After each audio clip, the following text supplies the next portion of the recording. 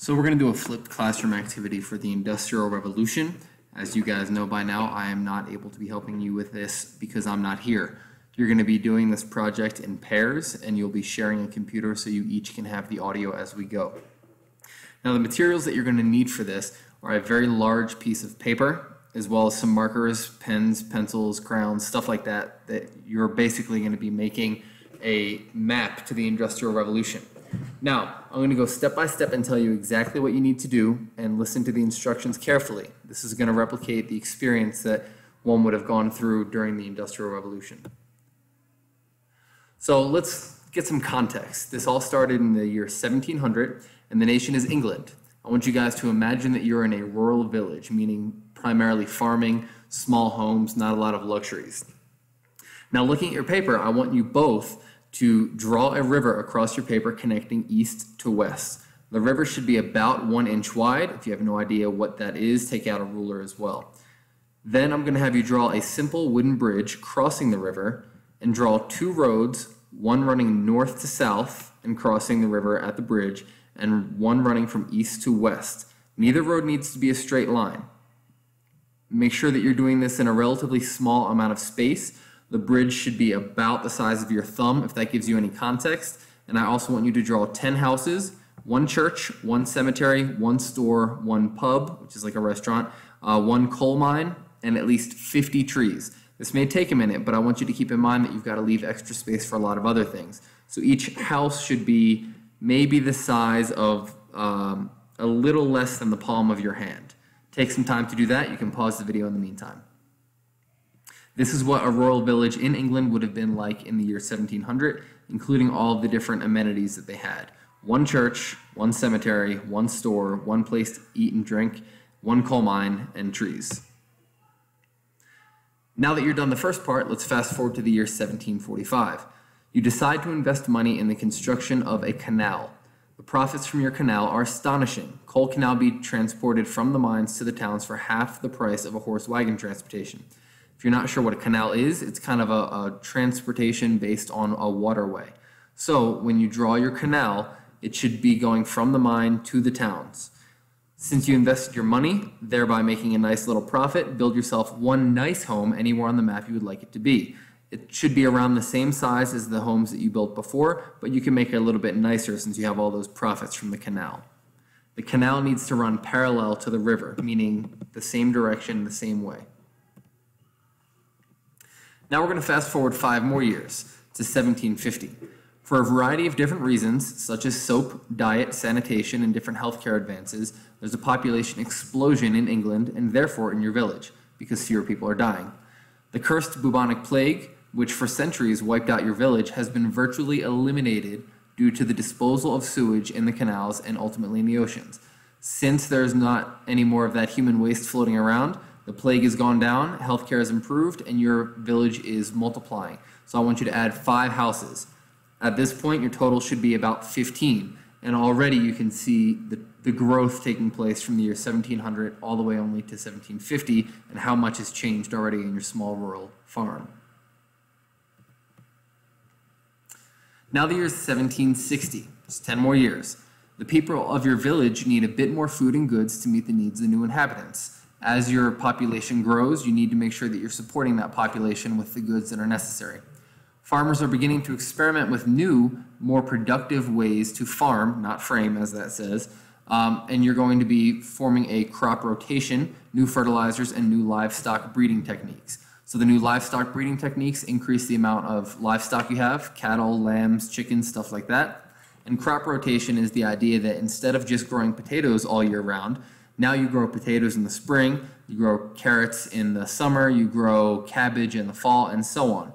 That constant crop rotation keeps the fertilized soil more full of nutrients and therefore more productive. Plus, you get crops all year round instead of just during a certain season. In addition to that, in 1760, a new series of laws called the Enclosure Acts are passed by English Parliament. This means that landowners can purchase pieces of common land from the government. So prior to this, the government owned almost all the land. Now private citizens can own the land.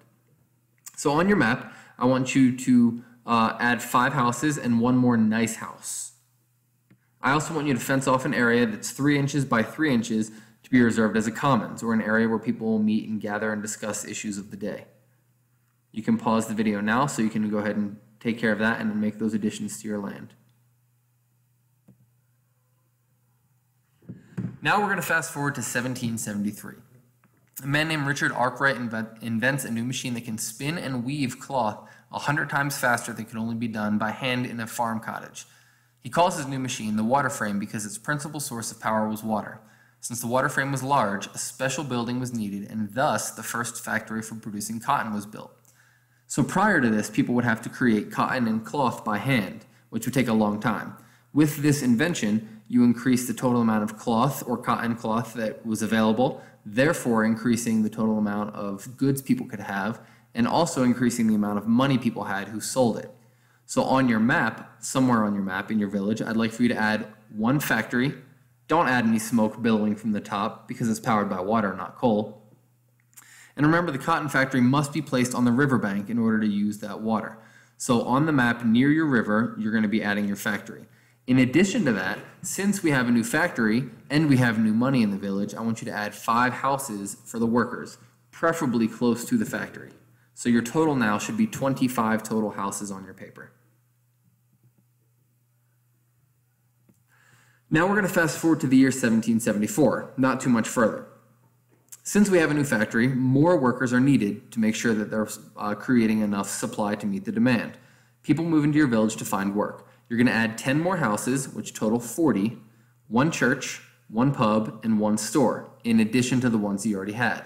Because now we have more restaurants that are needed to serve the public, we have more stores that are needed to serve the public, and we can't fit everyone into that one little church, so create an additional one. You may also draw additional roads and 1 additional bridge. The additional roads, of course, providing access, if possible, to the new houses that you've built. 1 year later, the profits from the first textile factory are enormous. New factories, that's multiple, are built in your community. So I want you to make sure you and your partner add 5 new factories. They must also be on the riverbank as they need water power. And then add 5 more houses for the people who are going to be working in those factories. Hopefully by now you realize that this rapid growth, this rapid economic growth and factories is leading to a boom in your rural community, and your rural community is turning into a larger, more industrialized area. At this point, you should also have a total of 45 houses. We're going to fast forward to 1780, and unemployed workers from the surrounding areas come into your community looking for work. They've heard about how prosperous your new community is, about how factories are springing up left and right, and they want to have a job. Although wages are very low, these jobs look attractive to starving families who have no wages. Low wages is more than no wages. Housing is in great demand, and for the first time, a new kind of housing is constructed called tenements. These are kind of like apartment buildings stacked on top of one another. The idea behind it is dozens of families can reside in the same area, and multiple people can pay less money, take up the same amount of space, and they get cheaper housing, and the landlords get more money than if they were to rent just one building. So in your community, I'd like for you to each add, a total for your map, 5 tenements, which are apartment buildings that are multi-floor. Each of these tenements we're going to imagine has multiple families. Now the year 1781. More workers need to live, eat, shop, drink, and worship. So our town is growing further and further with our economic systems and with our new inventions, and we need to make sure that we provide the resources for the town. We need the social support services to go along with the demand and with the increased population. Add another store, another pub, another church, 1 more school for these families wealthy enough to send their children, mostly just boys, to school. I know that's unfair, ladies, I'm sorry, but 1781 in England, you're not really allowed to go to school. Since workers in the factories work 6 days a week, the only day of rest is Sunday. On Sunday, people flock to your churches, so make them convenient for their tired feet, meaning your churches should be spread out evenly and accessible enough for all of the residents in your community. Workers work long, hard hours in the factories. The average workday begins at 6 a.m. and ends at 9 p.m. That's a long time. There's only a 30-minute break for lunch as well. After work, exhausted and stressed out workers stop at their local pub for some relaxation. Alcohol begins to be consumed throughout England in record amounts, so add 5 more pubs. Then destroy 5 houses. Now that doesn't mean just draw flames. I want you to erase them so you have enough space for this continued growth of your community. You should now, after you destroy the 5 houses, have a total of 40 and then add 4 more tenements. The idea behind this is replicating in the real Industrial Revolution how when more people had a little bit of extra money and when more people were a little stressed out, they wanted to drink alcohol more and go out more. So the increased amount of pubs led to less money, which means they could only afford to live in tenements and no longer in houses. So it's an economic balance. More things were created and invented, which brought more people, which created more resources and more things and more activities, and therefore there's a balance between what people spend and what their income was. Now we're looking at 1783. Workers barely eke out a marginal existence, meaning they barely make enough money to cover their expenses. Still, there are a couple families whose lifestyle is quite comfortable, even luxurious. Well, if we're thinking about who they are, those are mostly the large land-owning farmers and factory owners. Someone has to own the stuff that's becoming more and more popular. I want you to add 2 more special homes, almost like a mansion, but not quite. These handsome manor houses are built and some lavishly furnished with art. These new rich are not part of the aristocratic class of England, but now can enjoy some of the nicer things in life, such as fancy food, servants, furniture, school, fine clothing, and carriages.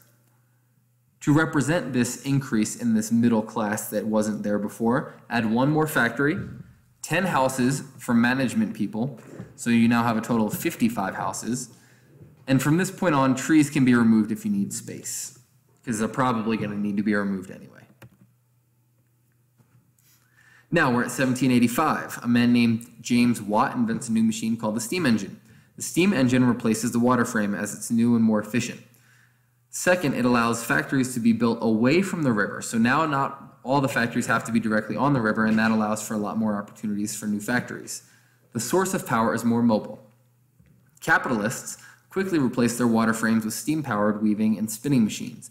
The main business in England is still textile manufacturing for clothing. So now I want you to add 5 factories that have smoke and add smoke to the other pre-existing factories because they switched over to the more efficient system. Now I also want you to add a nicer house since people are going to continue to get rich. Add 5 houses, so our total is now 60 and 1 tenement. So now we should have a total of 60 houses, a mixture of okay houses and fancier houses, and a bunch of tenements for the workers who are a part of the poor class now working in these new factories. Now we're at 1815. Coal miners are busy mining coal. There's a great demand for coal right now. Home heating for one, fuel for steam engines, and the production of iron. Add another coal mine to your drawing. Although in the 1700s, coal miners were adults who worked in the winter to supplement their wages, in the 1800s, they started putting children to work between the ages of 8 and 14. So that's just like you guys. The work is very dangerous and very unhealthy. Children become victims of black lung, explosions, and accidents. Many of them injured, many of them died. Their growth is stunted as they spent their 14 hours a day stooped over in their factories. They are malnourished and unable to exercise or eat properly. Casualty rates go up, meaning that more and more kids are dying. So now you have to draw a cemetery, an additional cemetery for all those kids to go.